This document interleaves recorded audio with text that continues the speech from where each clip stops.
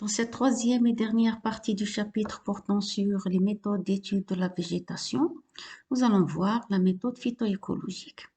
Donc, c'est une méthode qui dérive dans une large mesure de la méthode de Braud-Blanquet, qui est la méthode phytosociologique, et elle se base essentiellement sur la distribution des groupes écologiques possédant des amplitudes écologiques qui sont similaires.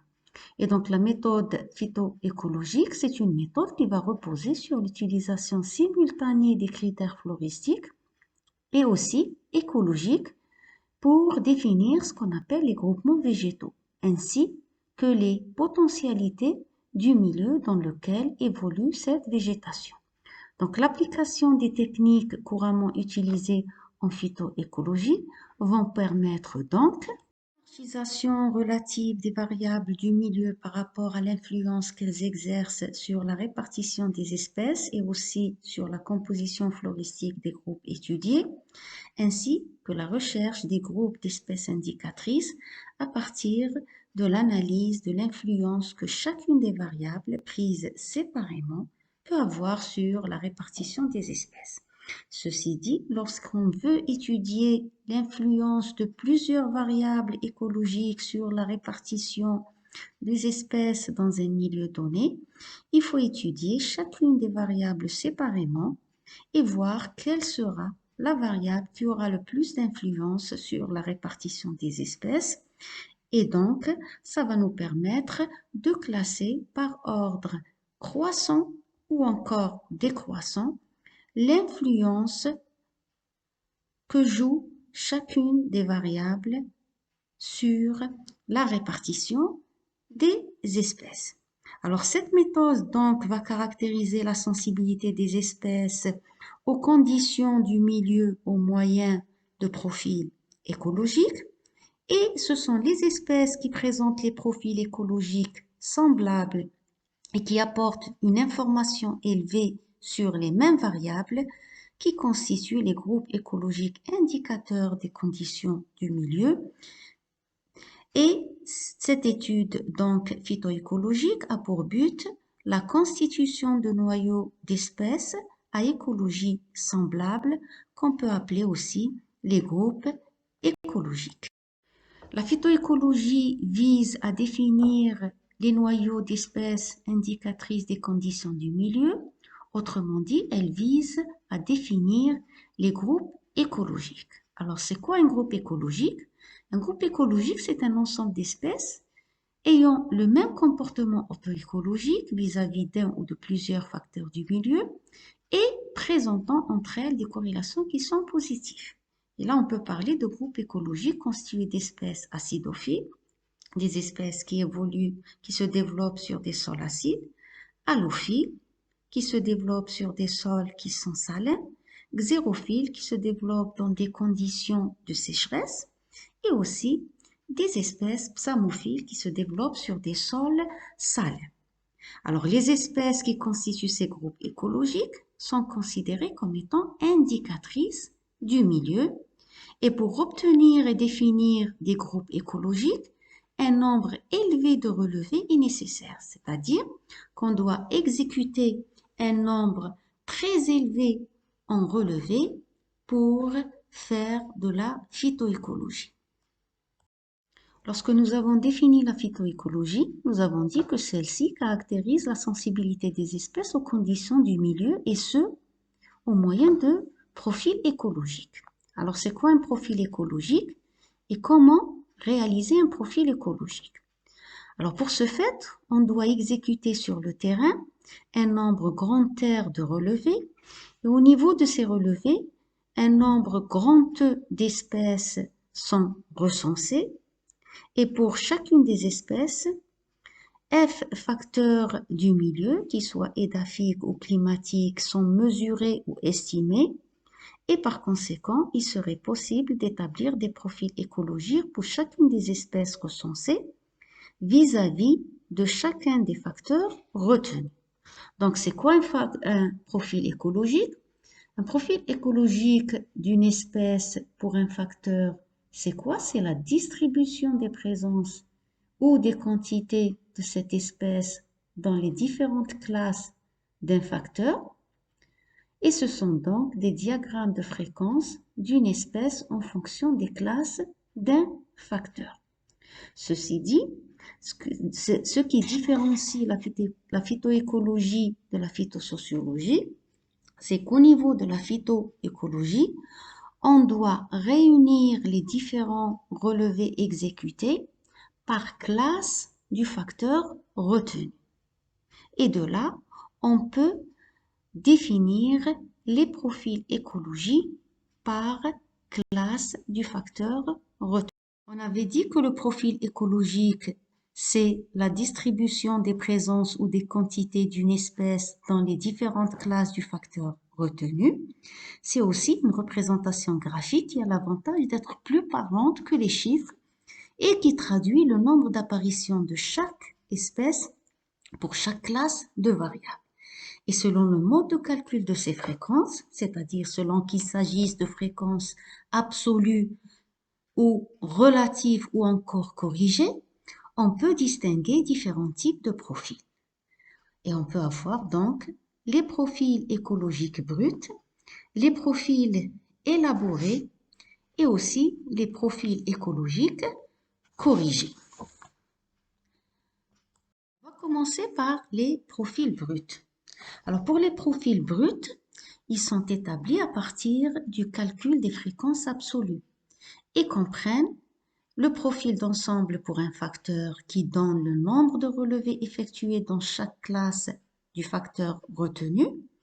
Et aussi, nous avons le profil des fréquences absolues pour chaque espèce et qui donne le nombre de présence et même d'absence de l'espèce dans chaque classe du facteur retenu.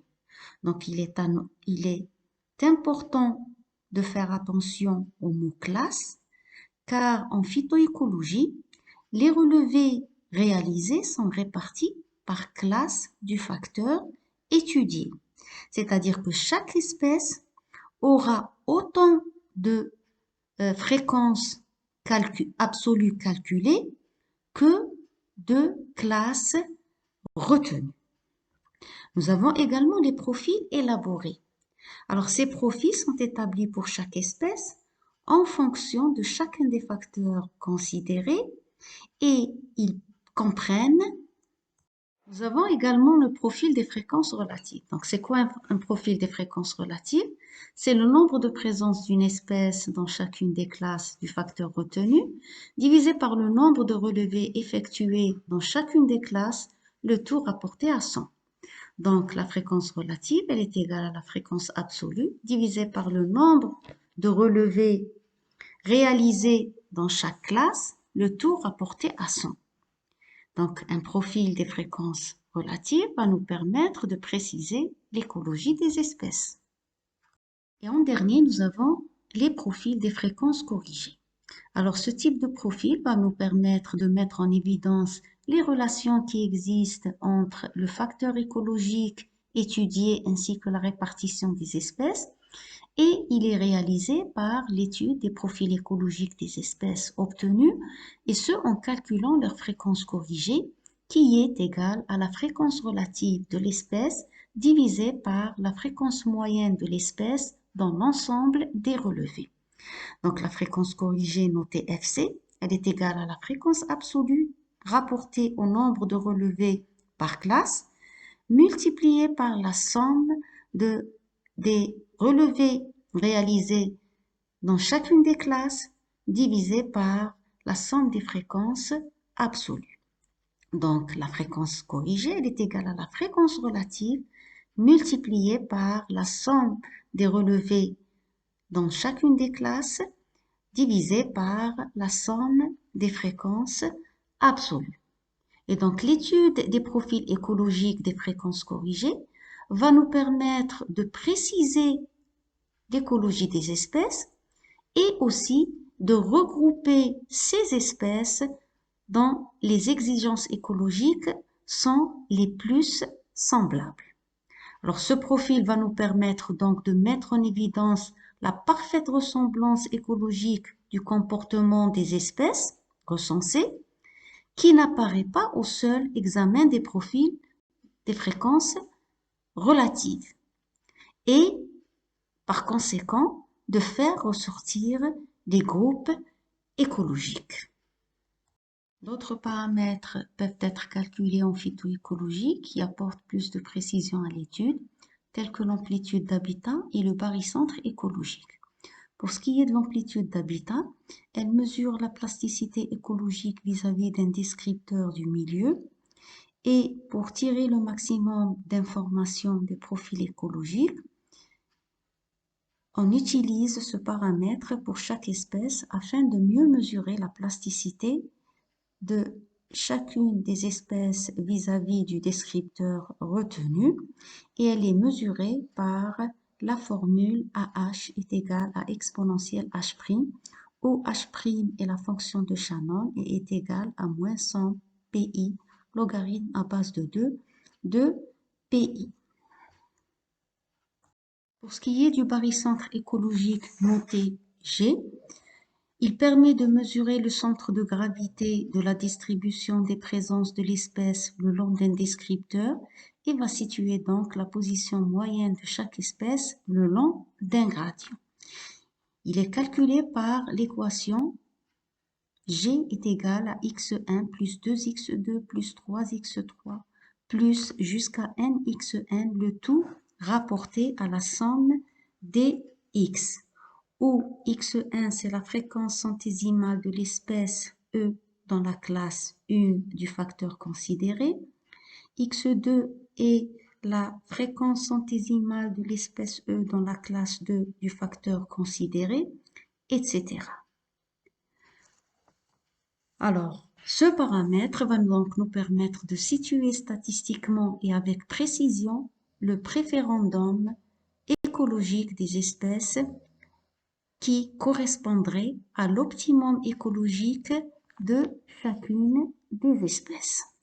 Alors, la phytoécologie présente des avantages ainsi que des limites et comme avantage, on peut citer la précision que peut apporter cette méthode et donc permet d'obtenir des informations riches et très variées sur le biotope, puisqu'elle associe les facteurs écologiques à la liste floristique.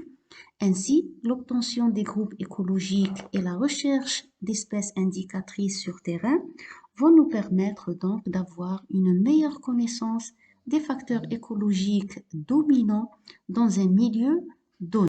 Le fait que certains facteurs soient difficilement mesurables et ce, vu leur variabilité spatio-temporelle, représente une des limites de la méthode phytoécologique. L'exemple typique de cette difficulté est la quantification de la quantité d'eau dans le sol du fait de sa variation journalière, saisonnière, voire même annuelle. Il en résulte donc une connaissance parfois sommaire des facteurs du milieu.